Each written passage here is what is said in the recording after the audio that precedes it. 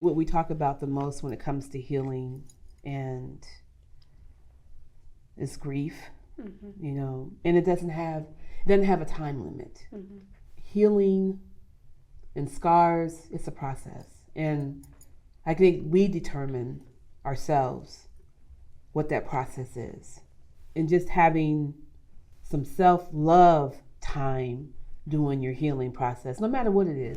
Because grief is not just the death of a person, it's the death of a job, the losing of a house, finances. And whatever that healing is finding time and space to walk in it and to embrace it, no matter who you are, but for you.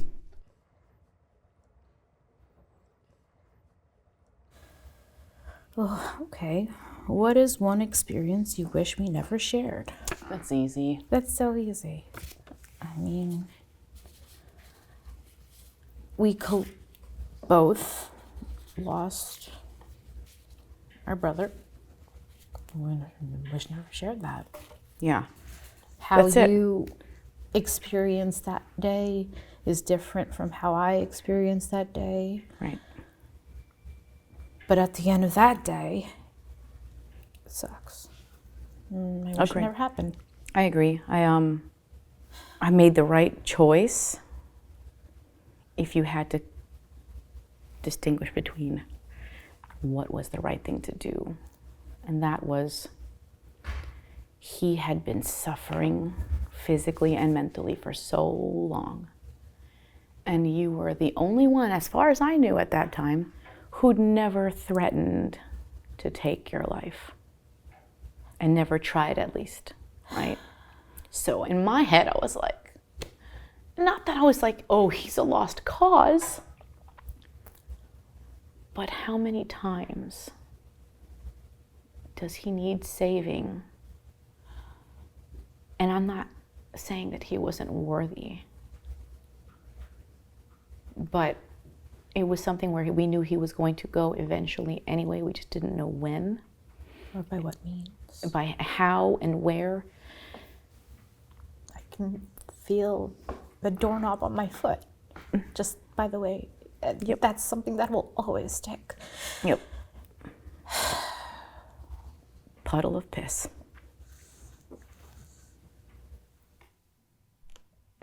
How do you think my father's passing affected me different than my brother's?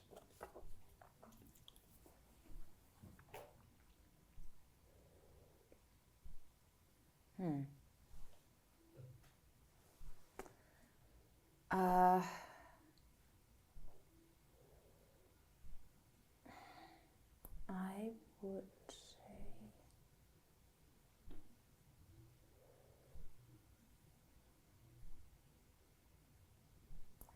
I don't know why I'm having a hard time answering that, because there's something sort of maybe more superficial than I can think that doesn't feel. Say it then. Well, I feel one of the things that you always got from him was, that sort of super athleticism, and he was always on it with you. He always wanted to be part of it with you. And also academically. I mean, I just think he could have helped you more when you got older, and that you might have taken a different path, or maybe just stayed in school, or gone to university in London. And I don't mean, I'm not saying it because I wanted you to go to Cambridge or something. It was just that I just think you would have been on like a stronger, narrower path somehow. And that it all started to kind of like seep out in these different directions. I don't know.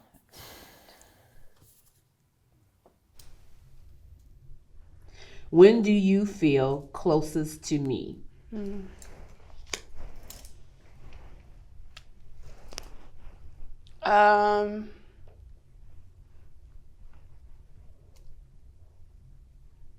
I think when we talk about daddy, I think that like I feel closest to you when we can talk about like a shared experience, especially around grief, because I think it's something that we experienced that no one else understands, you know? That's making me cry. But growing up with someone who was like so profound in so many ways, like a civil rights attorney, and just had made such an incredible name for himself and the work that he was doing. But like, I don't think anyone ever knew like how sick he was and how much we saw every day.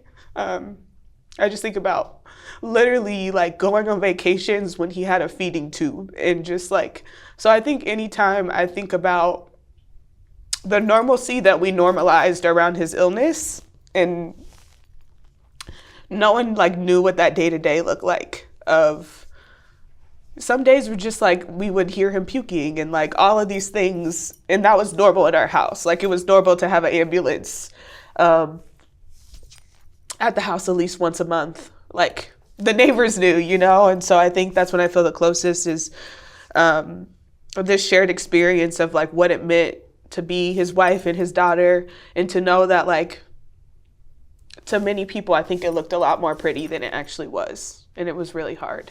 So yes, that's when I feel closest to you.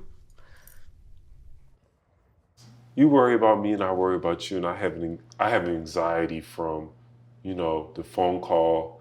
Well, not even a phone call, when my dad came in my room at my grandmother's house in Charlotte, and he told me that he was gone, and it was just so unbelievable. And then when we found out passed. But she was first. Yeah, but just communicating those moments that are heartbreaking. And so whenever I get a random phone call about you, or I don't know what it's about, but you know, somebody that I'm not used to calling me. Calls in the middle of the day, or you know, I'm always asking people, text me before you call me, especially family, because my mind just goes to the absolute worst place. Of loss. And so like, just making sure, you know, a good, let's just get a body scan and just make sure that everything is good. But of course, the pain of losing my little brother, because I know you, because just the whole situation, the pain of his dad taking custody of him, and how they had to make you seem in court in order to justify that. I still haven't gotten over that. You know, because death happens. You know, death is a part of life. But taking a child away from a mother who has sacrificed endlessly to make her out to be an unfit mother. I'm still not over that. I'm not. It just doesn't sit right with me. What is the pain in me you'll like to see? You'll like to heal. Ouch. Right.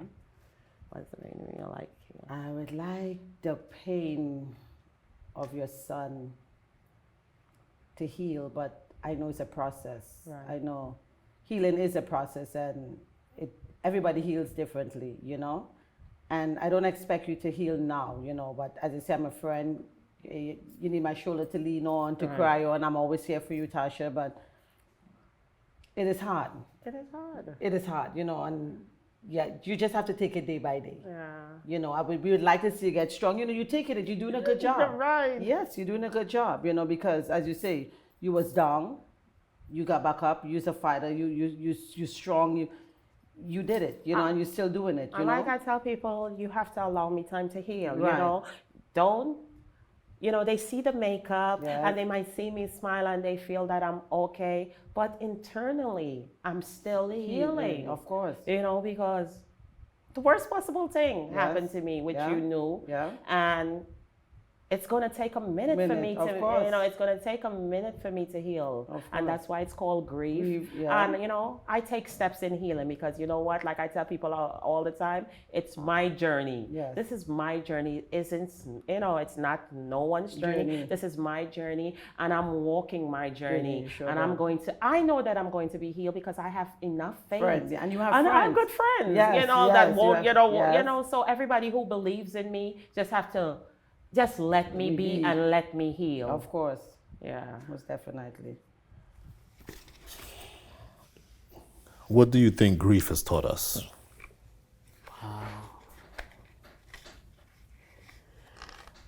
One, I guess it's the old saying that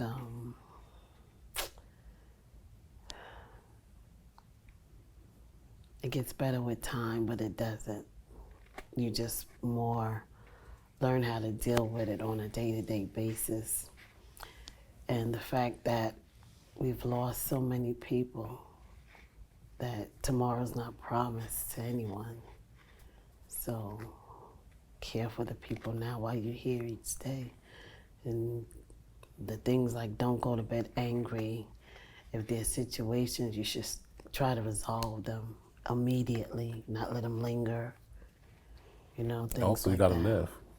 Yeah. You gotta live, because, like you said, tomorrow's not promised, man. We done buried a lot of people, man. And when she passed, we had to push forward because we still had children to raise. Yeah. So there's no stopping. Yes. What do you think grief has taught us? Well, I think that we live life like tomorrow could be the last day. So, you don't put it off to tomorrow like you do. You know, you only live once. Correct. You know, you've gone on a great vacation for your birthday. You know, you've done everything that you want. You meet your goals. You set out to plan something, as do I, and we achieve whatever we want to do because you know what, you know. Why save for tomorrow? Because you don't know if tomorrow's going to even be there. Yeah, what can happen the next day? We don't know. Right. And we learn to cut out people in our lives that don't really matter. Oh, yeah. Because we don't want to waste time with people that don't deserve our time. Yeah, that's true. So I think we're equally on the same page with that as well. Yeah. And what I notice, like, I don't really get upset or angry about little things in life anymore. It's like, okay, I didn't catch the bus. Oh, well, you know. Exactly. Not like somebody else we know gets upset about everything.